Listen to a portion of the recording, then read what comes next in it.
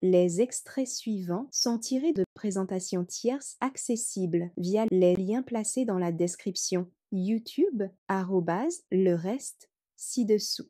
Ils ont été compilés pour servir de base à la réponse que nous y apporterons dans la présentation qui vous sera indiquée à la fin de cette vidéo. Fais d'après le modèle qui t'est montré.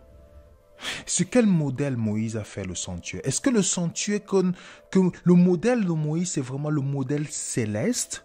Est-ce que Dieu donnerait à Moïse ou le pousserait à transgresser les 10 commandements qui étaient les paroles de l'Alliance dans cette période-là, où il était formellement interdit de représenter quelque chose qui est dans le ciel?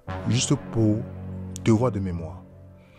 Tu ne te feras point d'image taillée, ni de représentation quelconque des choses qui sont en haut dans les cieux, qui sont en bas sur la terre et qui sont dans les eaux plus bas que la terre. Est-ce qu'on voit déjà ici là qu'il y a déjà un problème? Comment se fait-il que Dieu lui-même donne à voir à reproduire le sanctuaire d'en haut des objets ou directement des choses? Pourtant lui-même il interdit qu'on fasse une représentation des choses qui sont dans le ciel et qui peut donner un risque d'idolâtrie au peuple. Maintenant, dans Apocalypse 22, 21, on te dit, je ne vis point de temple dans la ville. Regardez dans la nouvelle terre, hein? Le Seigneur, Dieu Tout-Puissant, est son temple ainsi que l'agneau. Le temple céleste n'est pas un bâtiment, c'est le Seigneur. C'est le Seigneur.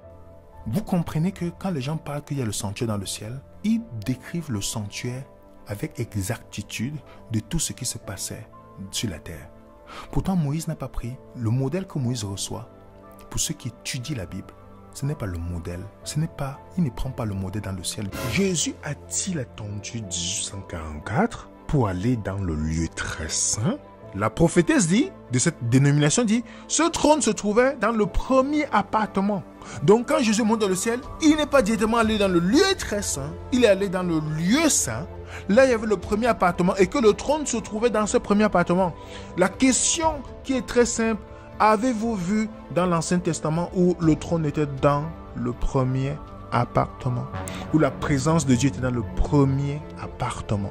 Ok, est-ce qu'on peut séparer le trône de l'arche? Parce que pour eux, le trône s'est trouvé dans le premier appartement quand Jésus monte dans le ciel. Si vous avez un exemple dans l'Ancien Testament, je vous prie de mettre en commentaire avec les textes et références bibliques, pas d'une citation de quelqu'un, textes et références bibliques. Le point capital de ce qui vient d'être dit, c'est que nous avons un souverain sacrificateur qui s'est assis à la droite du trône de la majesté divine dans le ciel. Voilà ce que Jésus a fait qu'elle est montée dans le ciel. Il n'a pas besoin d'être dans un appartement à 244. Le titre dans la suite de notre série sur le sanctuaire, c'est Jésus s'est assis à la droite du trône de Dieu.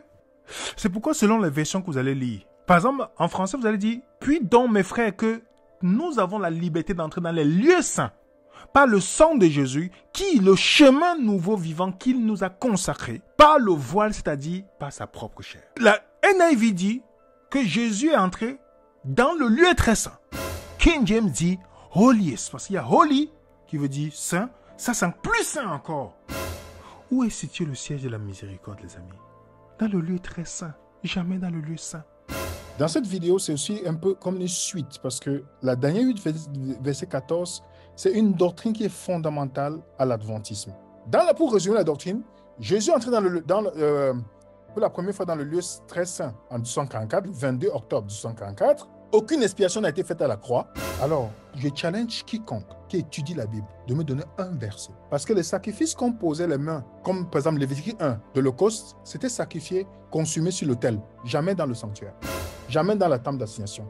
Je challenge quiconque, moi j'attends jusqu'aujourd'hui, quiconque peut me donner un verset qui dit que les péchés, donc seulement, posons-nous une question simple. Si on va dans cette logique du service quotidien présenté par l'adventisme quand il présente le sanctuaire, à quel moment, ça veut dire que le sanctuaire est souillé par le péché, par le sang? Regardez la logique. Le sanctuaire n'est pas souillé par le sang qui entre dans le sanctuaire. C'est pourquoi lors du Yom Kippour d'Adventiste, il faut nettoyer. Pourquoi on nettoie? Parce que le sanctuaire est purifié par le sang qui est transféré. On est d'accord? Ça veut dire que vous et moi, comme Madame White dit, nos péchés sont transférés dans le sang. C'est-à-dire que le sang de Jésus souille le sanctuaire dans le ciel. Voici les 2 fois dans la Bible. Seulement quand le sacrificateur a rendu coupable le peuple et quand le peuple a péché involontairement. Donc le sang n'était jamais introduit quotidiennement dans le lieu saint lorsque les dirigeants, lorsque les dirigeants péchaient et quand le peuple ok? Et non quand chaque Israélien a péché. Ça, ce n'est pas une théorie biblique, en fait. Ça, c'est développé par les adventistes, que tu ne trouves pas dans la Bible. Et voilà ce que Jésus dit. Est-ce que vous savez que si vous croyez en Jésus, vous ne partez pas par le jugement? Madame a dit, tout le monde passera. Jean 5 encore confirme cela. Daniel 8, de la même chose, il dit, la version Semeur te dit, pendant 1150 soirs et 1150 matins, je demande à toute personne qui a une curiosité d'aller dans une application ou de regarder le texte original. Vous n'allez pas voir 2300 soirs. Vous allez voir 1150 soirs et 1150 matins. L'auteur n'est pas fou de mettre, au lieu de mettre Yom, il met Boker et Ereb. En fait, si tu es seulement cohérent et que tu n'es pas endoctriné, tu devais te poser la question, mais pourquoi c'est soir et matin? Si tu veux calculer réellement, bibliquement, ça ne peut pas te donner 2300 jours. Ça te donne 1150 jours. Donc, je vais expliquer le principe pour ceux qui sont nouveaux. Dans Genèse 1, à 6 reprises, cette expression revient. Il y eut un soir, il y eut un matin, ce fut le premier jour. Au total, on a 6 fois le mot soir, 6 fois le mot matin pour 6 jours. Donc, 6 soirs et 6 matins est égal à 6 jours. Mais si on veut utiliser l'expression autrement et réunir les deux, soir et matin, on est d'accord que ça donnerait 1 plus 1, 2. J'espère que je suis claire ici, mais c'est tout simplement pour dire qu'un soir et un matin, c'est 2 soirs et matin, tout simplement. Parce qu'il y aura un soir et un matin dans le 2. Donc, quand on se base sur ça, ça veut dire qu'en fait, 2300 soirs et matins équivalent à 1150 jours littéraux. Jésus ou Satan, qui est le bouc émissaire? Posez la question à celui qui vous fait cet exposé.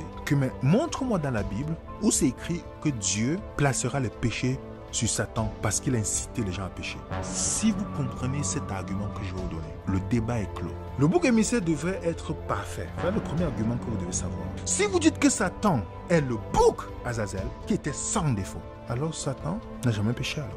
Les deux boucs constituent un sacrifice pour le péché, les amis, pour le peuple. Mais à cause des limites d'un bouc singulier à la fois pour mourir et aussi pour emporter, donc on prend des deux boucs sont nécessaires pour le péché. Pour une seule expiation, il faut les deux.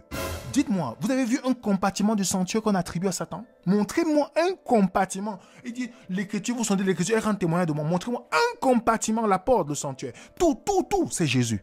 Lévitique 14, versets 1 à 7. Vous voyez, est-ce que vous voyez ici là? Le rituel implique les animaux. Remarquez bien, c'est la même chose. Donc un animal, donc les deux animaux représentent la même chose, sauf qu'un est vivant, l'autre est tué. Donc un oiseau est mort pour le péché et sa purification, tandis que l'autre est relâché dans le champ pour emporter voilà, tout ce qui est là, vous comprenez? Donc en comparaison avec le jour d'expiation, c'est le même rituel, le même symbolisme, la même offrande singulière, avec les deux animaux faisant les choses différentes en raison de leurs limitations. Mais ces différents rôles qu'ils ont joués, représentent les deux aspects de l'offrande. Pouvez-vous m'expliquer comment le bouc émissaire envoyé dans le désert a pu expier nos péchés alors qu'on nous dit dans Hébreux 9, verset 22, il n'y a pas de rémission des péchés sans effusion du sang? Les allégations mensongères que vous venez d'entendre seront réfutées dans la présentation intitulée « Le sanctuaire, littéral, jugement, investigatif, lieu très saint, 2300 jours, Satan bouc émissaire », laquelle sera donnée le samedi 1er mars 2025 à partir de 9h30, heure de Paris, depuis le support du site ASJH 1889.fr/service et publié sur la chaîne YouTube @le reste dans la playlist Pourquoi je suis adventiste du 7e jour historique de 1889.